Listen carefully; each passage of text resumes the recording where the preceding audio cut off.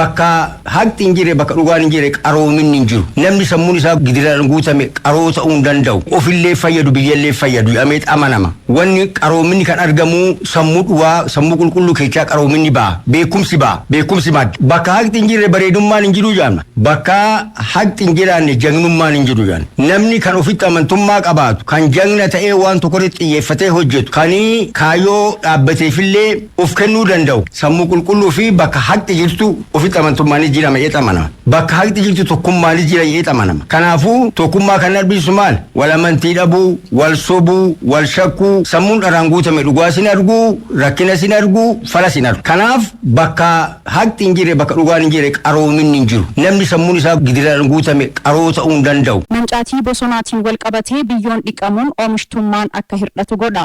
Dhiqama biyyoo fi bishaaniif fala kennuuf tarkaaffiin garaagaraa fudhatamaa tureera. Tarkaaffii fudhataman keessaa tokko hojii ashaaraa magariisaati. Ajandaa keenya kanaanis milkaa'ina hojii ashaaraa magariisaan argamaa jiru irratti xiyyeeffanneerra.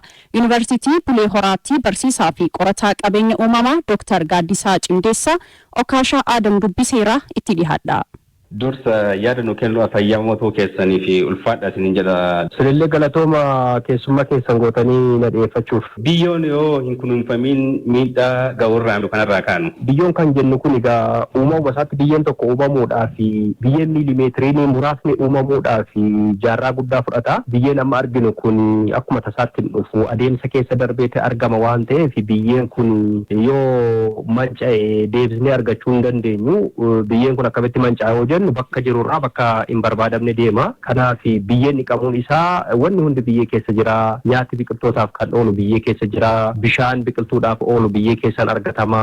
Wanni nuyi albuuda barbaachisu biqiltuu dhaabnuufis haa ta'u lubbu qabeeyyiidhaaf barbaachisan biyyee keessa jira. Kanaaf biyyeen immoo yoo dhiqame bakka sana bakka dhibii deema bakka hin barbaadamne deema waan ta'eef balaa guddaa qaba jechuudha keessumaa oomishtummaa irratti. Kanaaf biyyeen dhiqamuun isaa baay'ee balaa guddaa akka qabu beekamaadha. Waan hundaaf bu'uurri biyyee akka ta'edha jechuudha. Ka'umsi dhiqama biyyoo kanaa maal inni mee? Ka'umsi dhiqama biyyee baay'eedha. Inni guddaan tokko manca'iinsa qabeenya uumamaa jenna yookaan uwwisa biyyee irraa waan jiru magariisni adda addaa kan jiru wanni lafarra jiru hundi yoo irraa bade keessumaa bosonni yoo manca'ee biqiltuun achirraa yoo bade biyyeen kun akkuma tasaatti lolaadhaaf saaxilama jechuudha dhiqamee bada. Kana duuba immoo sababoonni kallattii alkallattii jedhamantu jiru. Kanaaf caalmaa lafa kana yoo qonnu tokko akka malee yoo qotamedha. Akka malee qotamuu jechuun maal jechuudha? Of eeggannoodhaan yoo qotamu yoo ta'e biyyeen kun akkuma tasaatti lolaaf saaxilama jechuudha. Tokko uwwisarraa yoo ka'e jechuudha. Bosona yoo qabaatee dhabe hin saaxilama. Lammeessummoo yeroo qonnu yeroo itti fayyadamnu biyyee yoo saaxila ta'e biyyeen kun akkuma tasaatti dhiqamuu danda'a. Kanaaf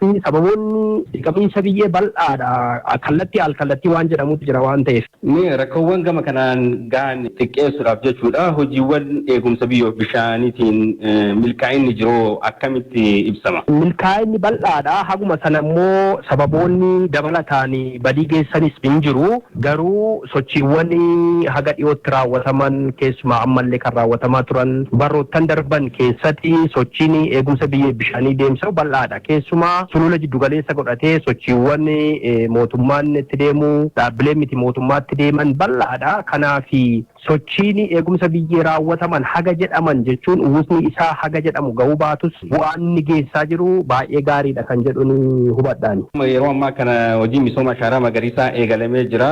Eegumsa biyyoo bishaaniitiin hojiin ashaaraa magariisaa kun maal gumaachee jirame? Egaa bu'aan eegumsa biyyee bishaanii yeroo gabaabaa keessatti baay'inaan argamuu baatus yeroo dheeraa keessa piroosii baay'ee keessa darbeetu bu'aansaa kan argamu. Kanaaf sochiin eegumsa biyyee bishaanii jedhamu akkuma Itoophiyaattu yeroo dhiyoo calqabee keessumatti immoo seensa naannoo bara 1977 booda kan inni calqabee ergasii sochiin adda addaa raawwatamaa ture. Amma immoo dhiyoo kana kan calqabame gama mootummaarraan kallattiin addaa kenname keessumaa muummichi ministeeraa keenya kallattii kennanii ofuma itti hirmaatanii akka hojjetaa jiran argaa jirra. Kanaaf bu'aawwan eegumsa biyyee bishaanii jennu kun kunuunsi bosona uumamaa jennu kun hojiileen dhaabbiltee biqiltuu jennu kun bu'aan isaa ammatti waan argannu jira jiddugaleessatti waan argannu jira dhumarratti waan argannu jira. Kanaaf amma bu'aalee mul'atan yoo laallu inni dura manca'iinsi biyyee xiqqaachuu isaa mul'isa. Kan ammoo qorannoo adda addaatiin mirkanaa'uu haa qabaatu iyyuu malee dhiqamiinsi biyyee naannoo misoomni sululaa hojjetame, naannoo eegumsi biyyee bishaan hojjetame, naannoo biqiltuun dhaabbate kanarratti lolaan manca'iinsa geessisu hanqachaa xiqqaachaa akka dhufe mul'isa. Kanaaf laftis magariisa ta'aa akka jiru wanni mul'atu baay'eetu jira waan ta'eef bu'aan mul'isu kwaalitaatiif kwaantitaatiif kan jennu jira, kan lakka'amuu danda'uu fi kan lakka'amuu hin dandeenye jira. Kanaaf eegumsi ashaaraa magariisaa amma hojjetamaa jiru kun bu'aa guddaa geessaa akka jiru nu hubatama jechuudha. Kanaaf figuraatiivli hagas hir'isa hagas dabale jechuun qorannoodhaan haa mirkanaa'u malee bu'aan isaa bal'aadha jechuu barbaadeen. Hojiin eegumsa biyyoo fi bishaanii bakka maratti wal fakkaataadha jechuun danda'ama akkaataa hojjetamaatti jiru kanarratti hundoofne jechuudha mee. Gosti eegumsa biyyee bishaanii jennu bal'aadha. Kan baddaatti hojjetamu jira, kan gammoojjiitti hojjetamu jira, kan lafa qonnaa irratti hojjetamu jira, kan lafa eegumsa looniitiif kan oolutu jira, ollaatti waan hojjetamutu jira. Kanaaf hojiin kuni bakka adda addaatti hojjetama, ulaagaa baay'ee qaba, wanni hojjennu gosa adda addaa jira. Kanaaf kun yuunifoormilii wal ilaallatee deemaa kan jedhu suni waan shakkii keessa galudha. Fakkeenyaaf hojiileen eegumsa biyyee bishaanii baay'een isaanii lafa walii irratti kan hojjetamaa jiru, lafa gaara irratti, lafa lageen irratti naanna'amee hojjetama. Hojiin kun bal'inaan faamilii paakeejii kan jennu sadarkaa mana duuba irratti, sadarkaa qonnaan bulaa irratti waan hojjetame natti hin fakkaatu. Paakeejii ta'ee gadi hin buune jechuudha. Paakeejii ta'e jechuun naannoo qonnaan bulaa tokkotti lafa qabu irratti maal hojjete kan jedhu sunii fi lafa qonnaa isaa irratti maaltu hojjetame kan jedhu sun madaalamuu qaba. Hojiileen babal'aa lafa waliin irratti raawwatamu baay'eetu jira. Lafa ol ka'aa irratti, lafa gaarreewwanii irratti hojjetamutu jira.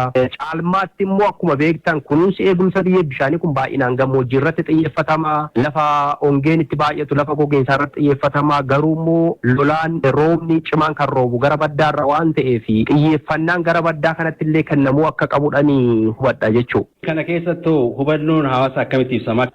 Jijjiiramni jiru baay'ee guddaadha jedhee yaada. Maaliif hojii eegumsa biyyee bishaan isaa jennu kunuunsa qabeenya uumaa keessatti awareness creation kan jennu hubannoo uumuun isa guddaadha jechuudha. Hojii calqabaati hubannoo uumuun. Kanaaf uummanni keenya hubannoo hin qaba jedhee yaada. Bal'inaan isin qaba. Relatively yoo laallu wanni uummanni hubannoo guddaa qaba yoo dhiyeenyaan tajaajila adda addaa argataa jiru waan ta'eef hubannoo qaba. Kanammoo yoo ilaallu hubannoon isaa maaliin mirkanaa'a yoo jenne tokkoffaa qonnaan bulaan har'aa keessumaa dhaabbii biqiltuu irratti xiyyeeffataa jira. Dhaabbiin biqiltuu kun wabii nyaata mirkaneessuudhaaf isa guddaa ta'ee jira jechuudha. Kuduraalee fi muduraalee adda addaa yoo hojjetan, nyaata loonii yoo dhaabbatan akka jireenya isaaniitiif ta'u waan hubatanii jiraniif lafa isaanii kunuunsuu irratti akka xiyyeeffataa jiran hubanna. Kan biraan bal'inni lafaa xiqqaataa akka dhufe hubatanii lafa qaban kunuunsachaa akka jiran bal'inaan akka hubataa jirrudha wanni mul'isu. Akka qorataa qabeenya uumamaatitti jechuudha.